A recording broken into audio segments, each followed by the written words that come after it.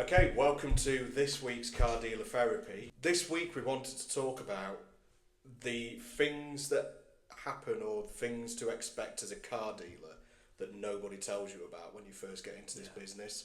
So it's things that happen every day for us, might have happened in the past, all of those things that generally go on that you're not prepared for when you first start. Yeah, because when you first start, I think everybody's got this picture in their head. Rosy Vision. That's it, Rosy Vision. Yeah. I had it myself. I was like, right, I'm going to sell a few cars from home. Yeah. If I make £1,000 a week, oh God, imagine that £1,000 a week's going to be great. I'm going to be... Sold the dream, aren't you? Yeah. I'm going to earn 50, 60 grand a year just from selling a couple of cars a year. I'll go at the auction. You know, I'm not going to be grafting my tits off. Just have a good time. And have a good time. Yeah. But it never works out. Don't get me wrong, you have a great time doing it. That's why we all love this job. Yeah. But you get one stage and then you're like, oh God, well, if I do this, I'm going to the next stage. And the next thing you know, you've got staff, you've got bills, you're on the hamster wheel of life. Exactly. But that's not what I think most people, when they first start, they don't realise. I'm going to throw a curveball in here for our number one because we haven't talked about this yet, but I think it works really well with what you've just said there, is there's no end to this. No, that's the beauty of it. Exactly. There's no end point where you go, I've done it now. No. Everything, you're always getting bigger and hopefully better in most cases, but you're always doing something. It's whatever in your head is that pinnacle. Yeah. You know, so I've said on this before about being like Grant and McAllen. Yeah. That's my pinnacle, to have a dealership where there's like 100 cars, all nice, garage, all that type of stuff, and it runs itself. Manageable size. That's it. And if I get to that when I'm 50, I'd be like, bloody hell. Oh God, what am I going to do next? I might have a nervous breakdown or something like that. So, but then in it's, you know, the hedonic treadmill I was on about last week, wasn't it? Mm-hmm. Your brain will then come up with another thing for you to achieve. To strive to, to achieve as well, yeah. Definitely. I think that's it. It's like anything. You can always do better. You can always improve. Yeah, of course. But also with this, people have ideas in the mind of going like, right, well, I'm setting up a car business. I want to have a chain of dealers and all of this. It's like, well, where do you actually feel happy? What everyone should do, and I don't want to sound like preachy and all this shit, but I have goals and stuff like that. And when I look at my goals when I first started, it was literally to make like 20 grand a year out of cars. Yeah. Because I was DJing, extra 20 grand out of cars would have took me up to, I don't know, 50, 60 grand a year. That was a nice lifestyle, you know. And then what happens is you hit that goal and it's like, oh God, I've actually done it. So then you go to the next one. What if I made 30 grand? Yeah, what if exactly. I made 40 grand? Yeah. Exactly. You always, but then, like you say, you've then got staff, but then you've got the overheads that come with that as well. Yeah, that's it. Because you've got to feed the beast, haven't you? Exactly. To make that much, you've got to keep feeding it. Exactly. And you can't do it all on your own as much as you try. I'll come out with these saying, no man is an island. You know, you need everyone. You need people helping you. Another insert into the David Gott book of quotes. It's coming out this Christmas once I've compiled them all from. So you need, that's another thing no one tells you at the beginning, is you need help as well. Yeah. You can't do this all on your own, where when you first start out you feel like you can do it all on your own. You feel like, oh, I can do the sales, I can drop the cars off at the garage. I even used to think, if I learn how to do discs and pads, I can do the mechanics as well. Yeah. There's not enough hours in the day. While you're crawling under a car to then answer the phone, to and then valet it, and then machine polish it. It's like there's not enough hours in the day, so you've got to find what you're good at, and then at the beginning sub it out. Yeah, you've got, but also at the same time, I think that's another one we can go on to there again. What you don't expect is the number of mechanics and the number of places that you've got to get on board and get to know just to be able to get the job done. If you've not got your own garage, you need a good network, don't you? Because to support it. Another thing when you first start out, what I used to think was, oh, well, as long as I buy cars that don't break, I'll be all right. Never happens though, does it? Even the ones that don't break. Yeah. So you try and go for the best cars at the auction, and you pay too much for them, and then you get them back, and they still need 200, 300, 400 quid's worth spending on them. You know, so it's imperative that you find good mechanics. Exactly. And also... Or ones that you can trust that aren't going to rip you off. We've talked about specialising in certain models before with this. I think just for anything, if you're selling lots of different makes and models like we do at the moment, is think about your consumables. You are always going to need tyres, discs, pads, wiper blades. You can do wiper blades yourself. Oil filter. Air filter. They're the things that if you've done it on a car as a normal wear and tear service item, likely it's going to be 90% of what you do on your MOTs as well. Get in with someone who is going to be able to do you those at a good price and also do the work well as well, because you can't do that all of that. Because when you first start, I think a lot of people, and Adam was the same, made the mistake that it's going to cost me 50 quid to prep this car. A valid, that's it. Yeah. And it's not. No. And then there's also the other costs on top of that. Like oftentimes you might advertising. Advertise. You might need to send a V62 off or pay to register. 25 quid. Dent man, 20, 30 quid. Yeah, you never 50 know. quid for some dent men. Have a bumper painted, could be 150 quid. Exactly. Yeah. So you're leading into the next one that I've thought is. Go on. I wrote this down. No one tells you about over prepping a car. Yeah. When you first start, as well, I don't feel a lot of people like this, like me. You know, when I had my own cars, oh God, I loved, my own personal car. Yeah, you know what so I like. Then, exactly. Then when you start buying cars, you treat the first, however many cars you buy, like your own personal car. Yeah. And you over prep them. So like we've just saying there, you paint the wheels, you get the dents done, you do this, you do that. Before you know it, you're like $1,000 into it, and you're not making any money. Spending money on certain things in some cases that don't need doing. Exactly. And that's it. You might be that little thing that you can do to improve a car, like bonnet badge is a bit crusty. Oh, I'll get one for £5 off eBay and whatever. Yeah, that's it, isn't it? Yeah, but then steering wheel's a bit knackered. It's rubbing off in certain places and whatever. Is it worth paying £200 for a new steering wheel or getting a cover? For and that's where because if you were all about I want it to be original, I want to get those parts, you'll drive yourself nuts trying to find everything. We've said this a million times, like nothing is perfect. No. So you've got to try and leave the perfectionism in a different part of your brain. Yeah. And you've got to go to your business side of your brain. It's just got to be prepped to a good standard. A good standard. It depends on the car. You're sitting obviously on the bloody McLaren, whatever, £8,000. People expect perfection with that. But then the thing is though, if you're selling a £15,000 car, that's as much money as someone who can afford a McLaren. So you've still got to.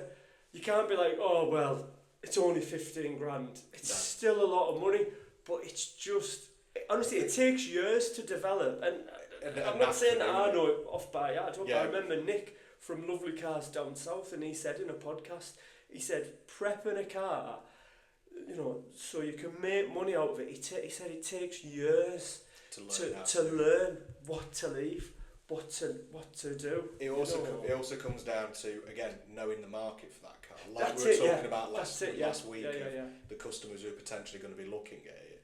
You might do things to make like an MX-5 with an MX-5 Owners Club sticker in it look that little bit better than a general run-of-the-mill Ford Fiesta. Exactly. Because you know that whoever's coming to view it probably might not nitpick it as much. Yeah. But also I think with that as well, another thing we were going to go into is managing expectations and having to be a psychologist with customers. So that's what we're into next. No one tells you that you need a psychology degree to be a car dealer. No.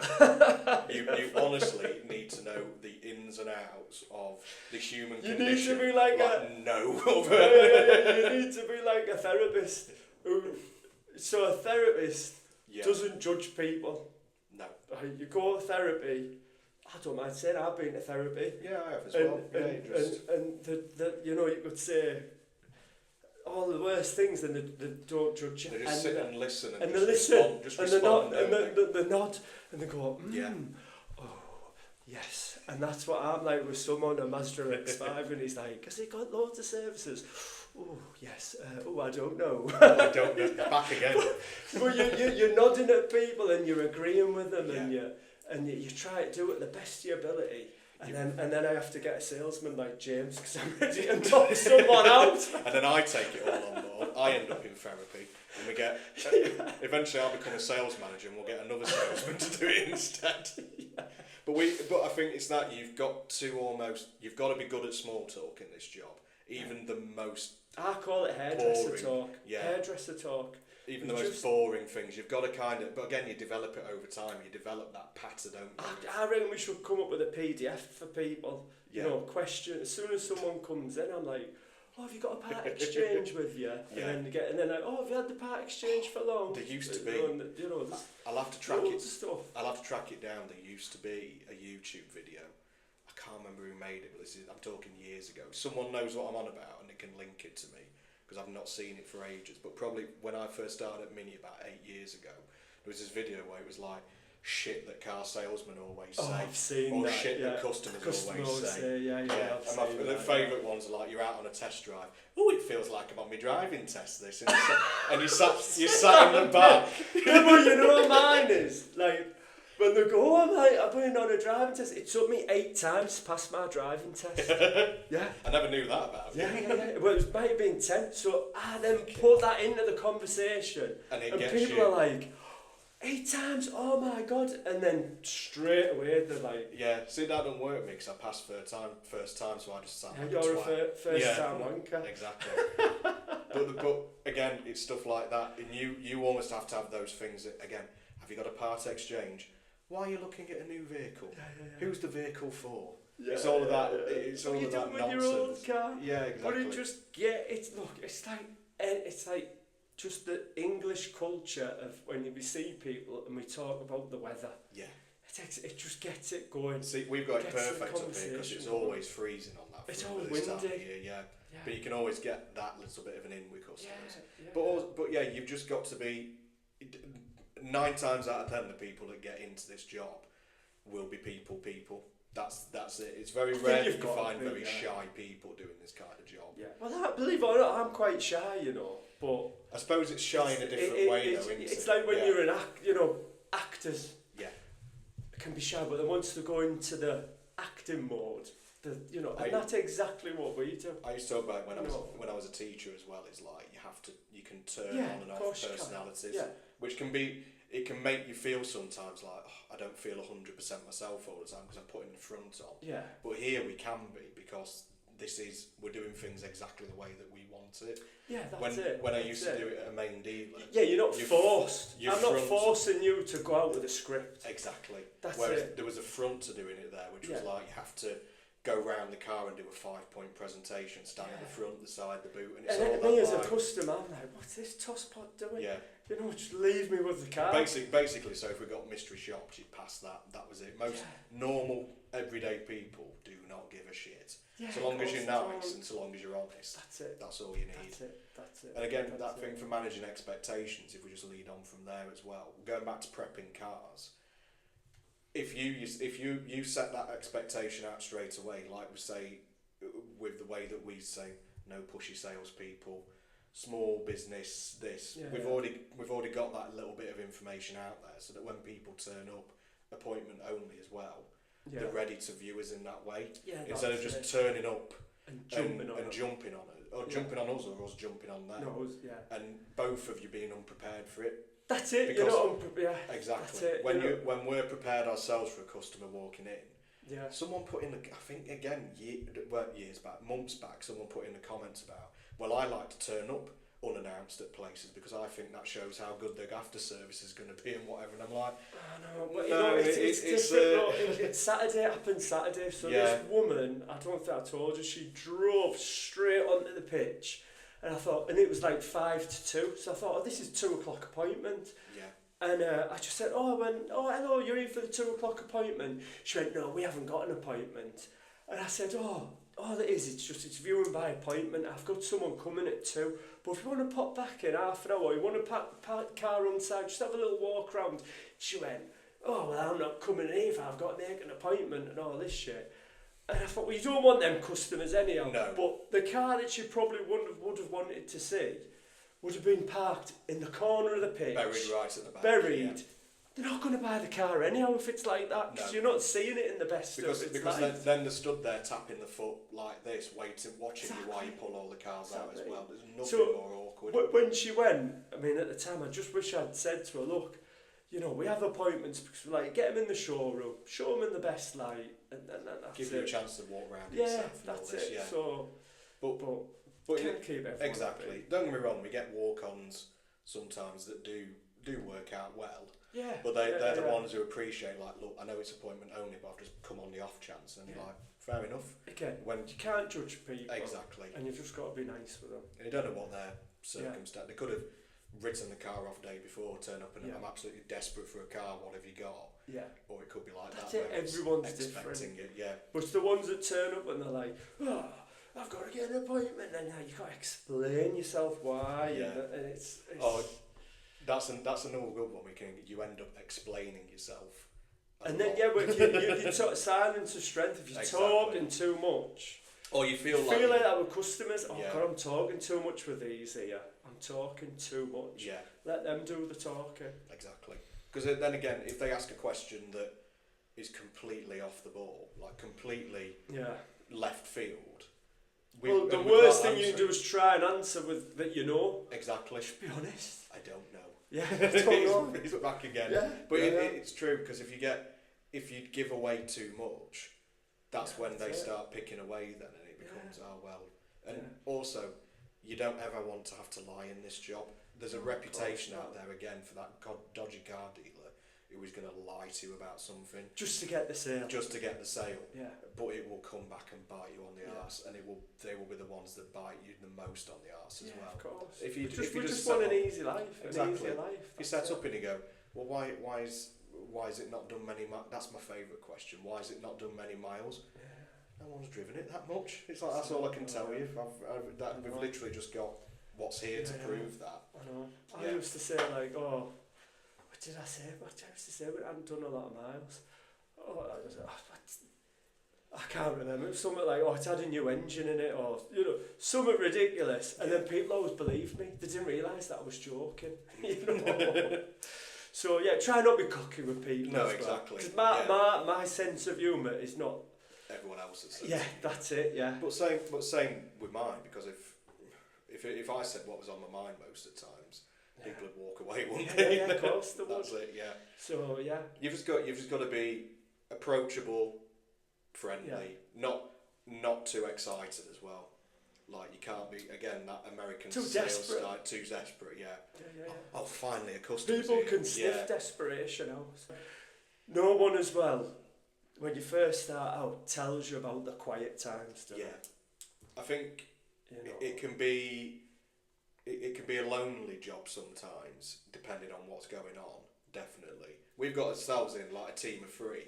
Yeah. But I think if you haven't got enough people around you to support you with stuff, and the phone's not ringing, and you're a one-man band sitting in a unit somewhere, it's lonely. Because I've done it myself, starting off on my own, valeting everything myself, running around with the ex-wife, and it was a lot for. It's a lot to take on. So what they don't tell you in the beginning is you can't do it all on your own. No. But the thing is, when you do start out, you feel like you've got to do it all on your own, because you can't justify employing someone at that point, because you've not got your name. Or I suppose you've got friends that could help out and whatever, haven't you? It's not that. It's just what it is. When you first start out, you can't envisage yourself selling. Say you've got 15 cars, you can't envisage yourself selling 10 of the 15 in a month. You're all, well, I don't know, with me, I'm always like, at the beginning I was like, oh God, I might only sell 3 or 4, and then you end up selling the 10, and then you build your confidence up as the time goes on.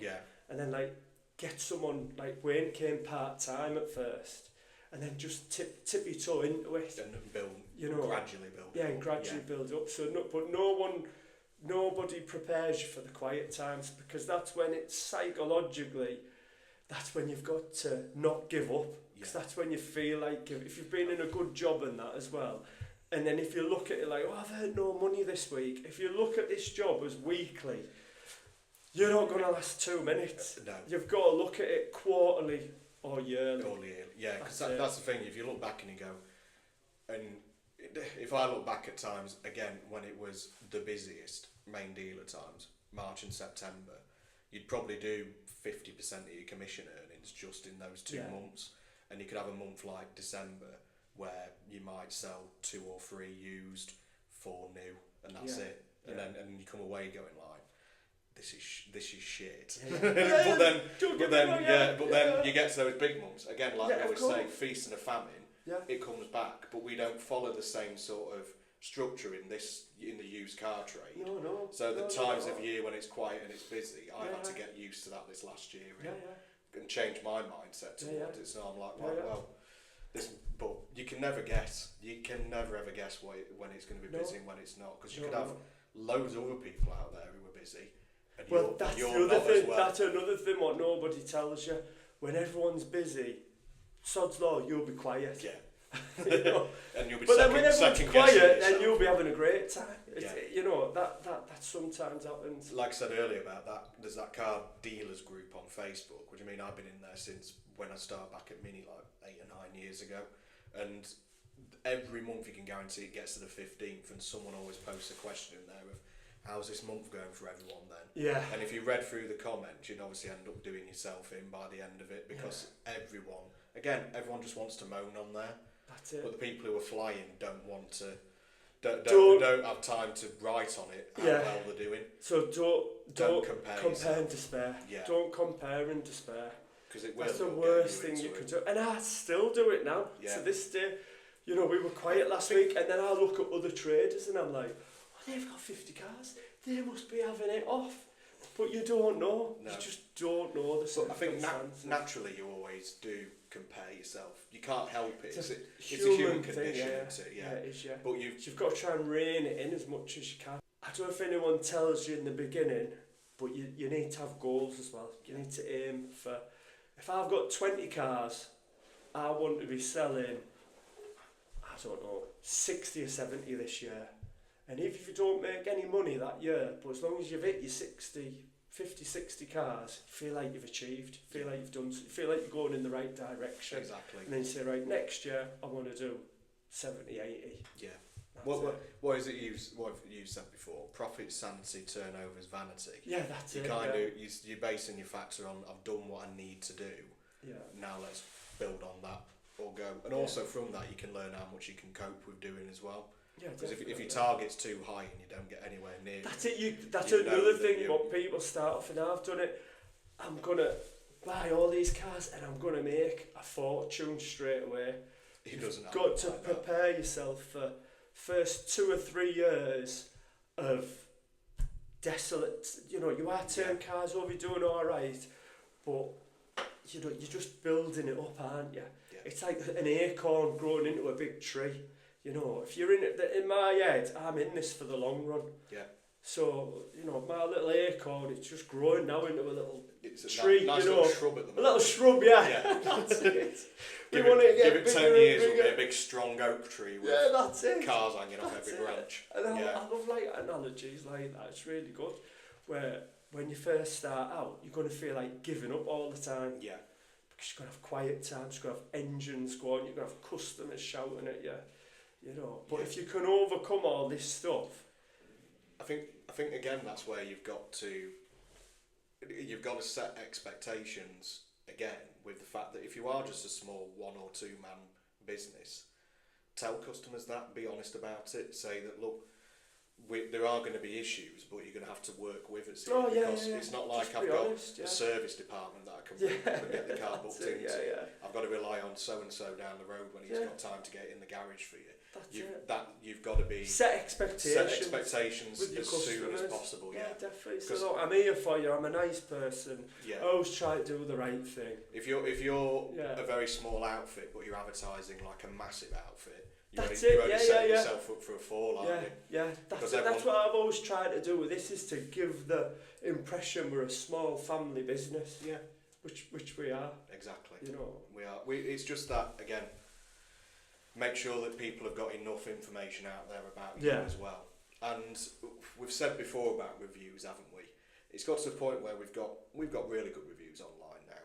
I think we've hit a nice level with those, haven't we? And gradually we're just getting more and more of those nice 5-star ones coming in.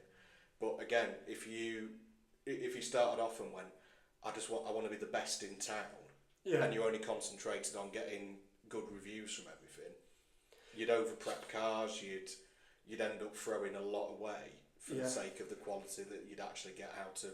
And you won't make any money. Exactly. Concentrating on doing it right. How many have we done there? I think we've done loads. I think we've covered everything really that we were talking about, and added a few more in possibly as well. Yeah. And if anyone else has got any in the comments that when they first started out, what they did not expect. They didn't expect about this job. Like, what didn't you expect? Yeah. Like, we'd love to hear it because we've got a lot out talking about that this week, haven't we? Getting ready for this, and I think everyone's experience is different. Yeah. We might just clock something in everyone else's mind to start that discussion and keep it going. I'm trying to think. I mean, what I didn't expect was, I didn't expect to have a big pitch like this. Yeah. You know what I mean? In my head, I always just wanted a few cars just to make a bit of extra money on the side. Yeah. So I think another thing is that it gives you this like oomph where you just want to God, once you get a little taste for it, well, like you want to take it the next level. Like you said, it's a drug, this job. It is. Once you've got that buzz off of it, it's very difficult to not. And the only way you can get it is by doing the next thing that makes you feel better, because you've either done the sale or you've improved in some way. And it could be you've beat last year's turnover in that month for this month. Brilliant. Or you've sold more units that month. Or you've, I don't know, bought a more expensive car than you've had on, or a nicer car than you've had before. All of that just helps to keep the buzz getting bigger and bigger, doesn't it? Yeah, which is why it's such a... That's why it's such a great job to be in. Exactly. And it's why also it can be such a downer sometimes when it's not going your way. But so long as you're resilient and you know to work hard to get to where you want to be, the highs are far outweigh the lows, don't they? I think that's the last point I'm going to put in there, is I didn't know how resilient you had to be to do this job. Definitely. You can't just, especially doing it as an independent, there's not many people that you can go and lean on sometimes to get what you need. You've got to be good at just going out and finding it yourself. And if you've not got that strong mindset, and you're not prepared to take the hits, move on, or learn from those mistakes as well, then you're going to struggle. And I think probably a lot of people who do give up quite early on in this aren't resilient enough to problem customers, issues, but because if everything's not going your way, it can properly make it feel like a bad day, because and I do this myself, you go negative thoughts, that car's knackered, that customer's been a nightmare, and then before you know it, that week you're on a bit of a downer, but then you'll sell one and it'll bring you back up, and you'll be on it, and you'll have that lovely customer and everything so you've just got to, main thing is psychological, you've just got to you've got to self-awareness. Yeah, exactly. That's what it is. Think about what makes you good at what you do. Be self-aware of what you can and can't do as well. And when you need help. Go and find it. Yeah, that's because there's help out there. There's people like us out there to help on YouTube. Yeah. There's other traders that I'm sure that if you gave them a ring and said, look, I'm having a problem with this, everyone's prepared to give that bit of advice and that help. Definitely. So brilliant. I think that's wrapped up properly for this week. Yeah, been a good one again. Proper therapy. It is. Proper therapy. It's good to talk about it. Yeah. So again, any suggestions you guys have got, we always say it, but anything off the back of that in the comments, or maybe you've got a suggestion for some future videos we could do as well, then let us know. But as always, thanks for watching, and we'll see you next time. Cheers.